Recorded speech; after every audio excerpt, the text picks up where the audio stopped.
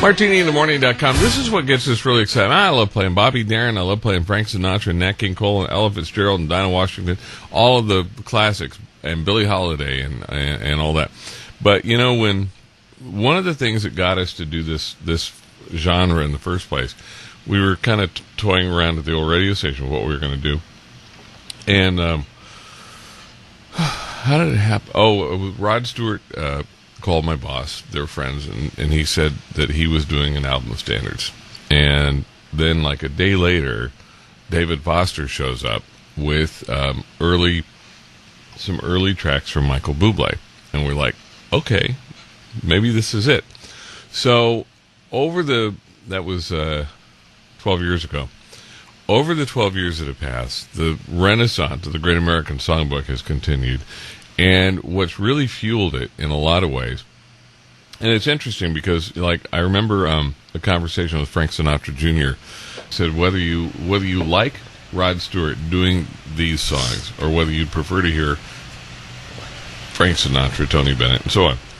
He said the fact of the matter is, all these people who grew up listening to Rod Stewart and top 40 rock and roll kind of music, the Beatles, all these people who grew up on that kind of music, all of a sudden Rod Stewart's doing this music, and he talked about the increase in Frank Sinatra album sales when Rod Stewart came out with his first Great American Songbook album. It was exponential. Frank Sinatra sales increased dramatically. Ella Fitzgerald sales increased dramatically. Nat King Cole sales increased dramatically. Because of Rod Stewart? Because Rod brought people my age back to this music. What it did to the Great American Songbook and to this catalog, to these artists, was dramatic.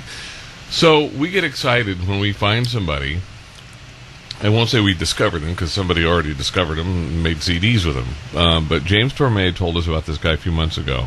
And we talked about it last week when James was in the studio. And also Lala from London went to see, I guess she went to a James Torme show over the holidays, and this fellow was playing with him. And I wasn't familiar with him. So Al the engineer heard James Torme talking about him. Al downloaded the album, his album and his EP, and he said, Friday, Al said, you have to come over here. And I said, why? Should I be frightened?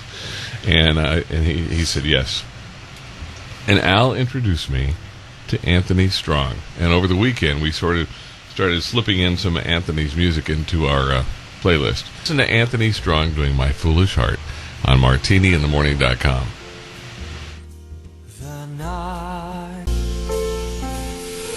His name is Anthony Strong from an album called Stepping Out and My Foolish Heart. In my case, it's not just my heart, it's a whole package. Very foolish. It's Martini in the Morning. MartiniInTheMorning.com. Renee Olstead. Midnight in Austin, Texas. So why are you playing that song? Because it's not a standard, and you have this thing about playing pop music. Well, it's not really. Here's the thing. Okay. And it's just like a perfect example is this Anthony Strong that we sort of, I can't say we discovered him because somebody else discovered him, put out CDs. In fact, he's on, somebody told me he's on Adele. You know Adele, the singer that's so hot right now? Are you serious? You don't know who Adele is? I've heard her name. I don't follow her. You've seen her on TV. I guarantee it. Really? Where? Dancing with the Stars. I haven't watched Dancing American with the Stars. Idol. I haven't watched that either. Ever? Maybe last year sometime. Okay. Anyway, somebody told me he's on her record label. So anyway, this guy again, and it all started with Danny Chaso. Went to see James Torme, and Anthony Strong appeared with him at a show. I think it was at Pizza Express in London, and Danny went up to James and said, hey, he's really good. Martini in the Morning plays you. They should play him. And so James sent me a note, I think, on Facebook and said, hey, you should check. And I didn't. And then Al the engineer heard James talking about when he was here last week, and Al downloaded his albums. And here's the point with him, with Renee, with Aaron Boehm, with Tony DeSere. Some of the singers we play, we like Tony DeSere. We started playing his standards, the songs that that he does that are part of the Great American Songbook. But then we discovered some original stuff that he wrote that's very compatible with everything else that he does that we play. And the same goes for Renee Olstead.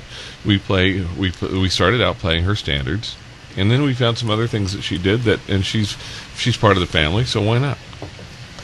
That was a very, very, very long answer to a very simple question. No, it's not a simple question. Not simple at all.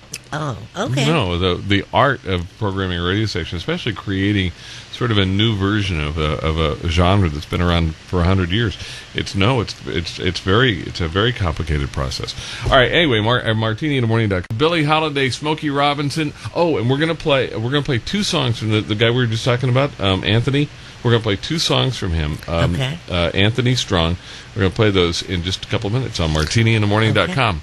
Okay. And now, back to the music that defines cool. MartiniInTheMorning.com. Now that's music. Baby, it's too darn hot. It's driving me crazy. MartiniInTheMorning.com. Anthony Strong, Too Darn Hot on Martini in the Morning. Now, Mother Miriam asked earlier about like a Renee Olstead song that's not necessarily of the Great American Songbook, and I made the point that often we'll find an artist who sings our songs, if you will, and like Tony DeSere, he writes originals that are in the style that fits in with his Great American Songbook stuff. The same is true of Anthony Strong. We've only loaded one of his original songs into our system. We played it once over the weekend. I wanted to share it with you. It's called Learning to Unlove You, Anthony Strong on Martini in the Morning. Learning to unlove you. MartiniInTheMorning.com. His name is Anthony Strong. So we played one of his standards and one of his originals. It's called Learning to Unlove You. Well, he has a beautiful, beautiful voice. He reminds me of Tony DeSere, but he is an original. Yeah, they're both very unique. Yeah. But yeah, there's a similarity in the fact that they're both fabulous pianists. Yeah. And their style, beautiful voice, unique phrasing. It's a shame he doesn't live in this country. I'd send my jet for him, bring him here, but that's a little too far to go. Why don't you go there? Gas money. Why don't you go there where he lives and stay? I'd love to. It's MartiniInTheMorning.com. Ooh, ooh, ooh! What a little moonlight. What's that? That glare.